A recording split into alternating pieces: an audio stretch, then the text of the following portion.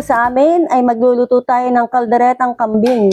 Ito ang paborito ng mga Batanggenyo, katulad ko. This is one of my favorite dish. Ito po ang mga sangkap. Siling labuyo, pamintang durog, ginisa-mix, pickles, butter, sibuyas, bawang. Ako po yung madaming maglagay ng bawang at sibuyas. Itong oyster sauce, Reno liver spread, cheese, at toyo. At ito po ang pinaka main course natin. Ang kambing na binili ko kanina sa Batangas Market. Start na po tayo. First po ay mantika muna dahil pag inuna natin ang butter, ay madaling masusunog ang mga sibuyas at ang bawang. Kunting mantika lang po muna. Ito po ang bawang. First bawang. Then sibuyas. Another sibuyas pa. Dahil ang kinasasarap po ng kambing ay yung madaming sibuyas at bawang. Kailangan pong, dahil po ito ang nagbibigay ng tubig sa karne na ating iluluto. Yan. Tsaka ako na po siya lalagyan ng butter.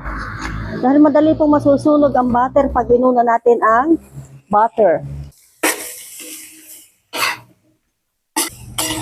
Medyo papupulahin po natin ng konti. Ito na po ang ating main course. Ito po yung kambing. Kambing ng Batangas.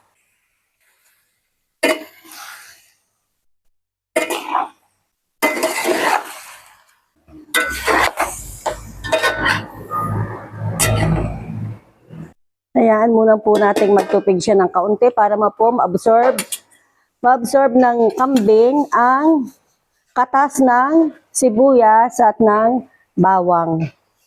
Dahil po ito po ang nagpapalasa sa lahat ng ating niluluto. Lalo na po dito sa kambing. Pag nagkakaldereta, kahit po hindi kambing, kahit po anong kaldereta, ito po ang nagpapalasa sa lulutuin natin karne. Tatakpan po muna natin.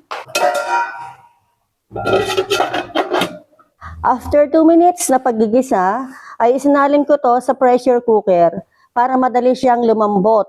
Nilagyan ko ng 1 tasang tubig at ito ay para madali siyang kumulo. Tatakipan po natin at pagkatapos po ng 20 minutes ay pwede na po itong buksan. Matapos kong mapalambot ito sa pressure cooker, titimplahan na. Ito ang oyster sauce. Lalagyan natin ang oyster sauce. Then, ginisa-mix. Sarsaparilla. Konting pamintang durog, optional lang po ito. Pickles. At itong nagpapalasa sa kaldereta, Reno liver spread. Ito po ang nagpapalapot at nagpapalasa sa kaldereta. Lalagyan po natin ito ng konting atsuete para medyo maganda ang kulay ng kaldereta. Hindi po ako naglalagay ng tomato sauce at atsuete po. Saan muna po natin kumulo. Ito mamaya ay pamuunti ang sabaw. Ayan po natin kumulo at paiga-igahin natin ang sabaw.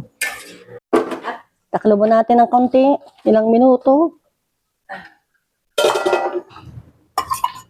Okay, nilagyan ko ng sili. Tapos itong keso. Natin ng kesar para lalo sumarap. Kalderetang Batangas. Sa texture pa lamang alam mong masarap na. Pero hindi pa siya luto, konti pa. Iga-igahin muna natin ang sabaw. Kalderetang kambing. Ay inakaw, ay kahit pa ako'y papuntahin mo sa handaan, ito lagi ang aking unang hinahanap kung may kalderetang kambing. Kahit na hindi ko makita ibang handa. Lalagyan po natin ng konting asukal para po magpanama. Kaunti pang Del Society.